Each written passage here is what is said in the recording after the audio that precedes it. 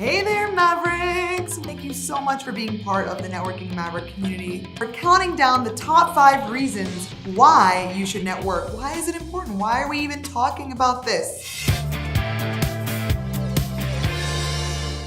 Number 5, identifying new market opportunities and innovations. Staying in your own head, staying within your own group, that's never going to get those creative juices flowing. You're never going to get outside your own box. By going to networking events, by going outside your comfort zone, you're going to come in contact with so many groups of people, so many different ideas, and they might not know what they're even saying, but you coming from somewhere else might be thinking, wow, that sounds like a great opportunity. I can solve that. That sounds like a hole in the market.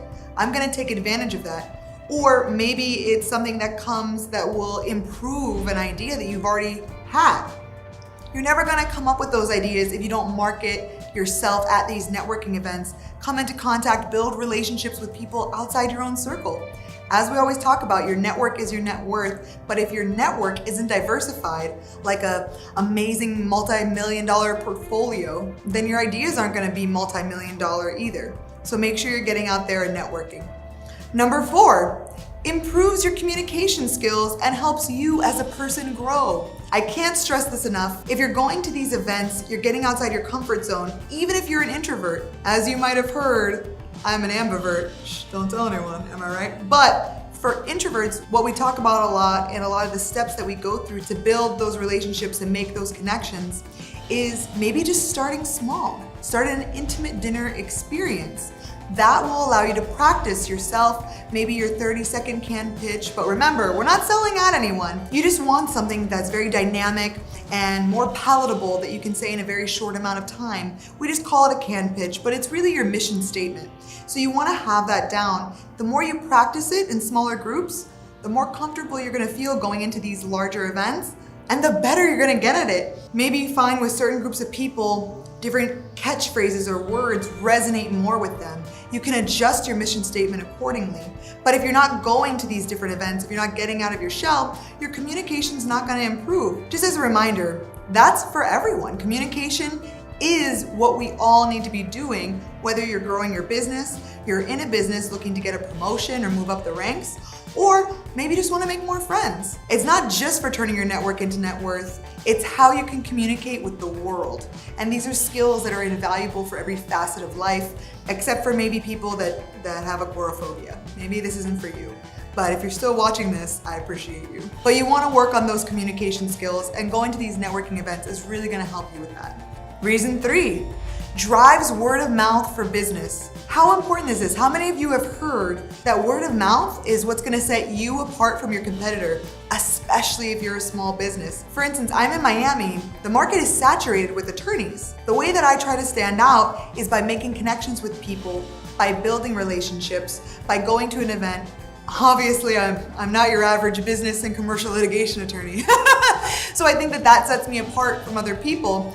And I believe that the type of customer I attract is someone that's a lot like me. I'm gonna have more passion and more energy if I really believe in my client and what my client's company and business is all about. And that's more my personality. I don't want to be fake. I don't want to be someone I'm not, because I'm going to attract a customer that I won't be as passionate about. So word of mouth is very important with this, and branding yourself in the right way so that the referral marketing is working toward your target customer is also extremely important. One of the best ways to create this word of mouth is by going to events, by getting outside your comfort zone. Make the uncomfortable comfortable. I know a lot of people don't want to spend money on hiring a business development person up front. Then you need to get out there and be doing this yourself. And if you are the business owner, I would challenge you. That's right, I always have a little bit of a challenge, right? I'm gonna challenge you as the business owner to go out there yourself and not hire someone. No matter how much money you have, I believe that when the owner is out there representing the company, I think it really sets you apart. You, as the owner, really know what your business is about from the ground up. You're on the pulse of your business, and you want to be on the pulse of your customer. If you're sending out someone else that's hired, well, they might not be giving you the best feedback. There might be miscommunications there. Yes, they might be bringing in a customer, but you are what makes your business unique. And you really need to be getting out there and meeting your customer. And I really challenge you and encourage you to do this. Reason 2, build your support network. Be a giver. I know we have a lot of people nowadays talk about ABC, always be closing, sell or be sold, right? Well, if you're that type of person, I'm sorry that you've had to sit through this entire video, but I'm not about always be closing. I'm about always be connecting. You should be building that relationship, and the way you're gonna do that is having a giver's mindset. When I go to a networking event, I don't have the mindset of who here can give me the most money or get me the most clients. Actually, what I think is, who could I help the most? Who could I do the most for? Who can I connect with someone in this room that might be of value to them? I always wanna be adding value to whoever I'm meeting. And that's a giver's mindset. I'm a huge believer in giver's gain. And I know that that's a BNI term, Business Networking International. I believe that Dr. Ivan Misner really hit it on the head with the giver's gain mentality, because you're going to give. And even if you don't receive directly from the people you're giving to, I assure you, the more you add value to someone's life, the more value you're gonna get back in return. I think that having this giver's mentality really sets you apart from all the people trying to sell someone at a networking event. How many times have you gone to a networking event talking to someone and all they're doing is trying to close a deal? They're selling at you. They're not actively engaging with you. And you know that that person's a faker or a taker, right? We don't want any fakers or takers. We want givers. So I think that's the mentality you need to have, the giver's mentality. Build that support system by adding value. And last but not least, reason number 1, creates lasting relationships. We've been talking about it a lot throughout our series of videos. Don't focus on selling or closing a deal. Focus on the person in front of you and on really connecting with them.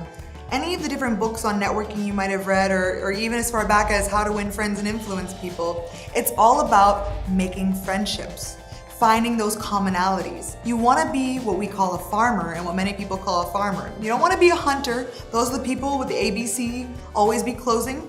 You wanna be a farmer that's planting those seeds, that's watering those relationships, that's really building them up. You're giving the love and the nutrients to these relationships to let them grow. And eventually, farmers reap a harvest. And I believe the more that you can be a farmer, the more you're building these relationships and creating long-lasting, meaningful connections, the better your business is going to be overall. You're gonna have that support system we talked about before, but not only that, you're going to have relationships that last a lifetime.